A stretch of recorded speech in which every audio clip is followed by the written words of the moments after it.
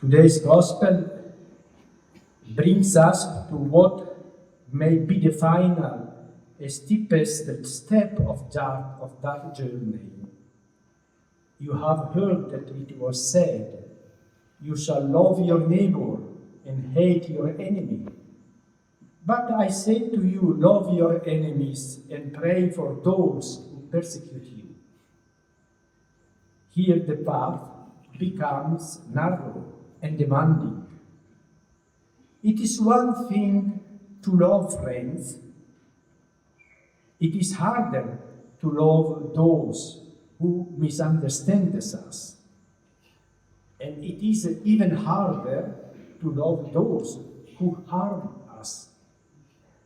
But to pray for those who persecuted us, this is the high of all. On this path, there is no place for hatred. And Jesus says, pray for them, not ignore them, not curse them.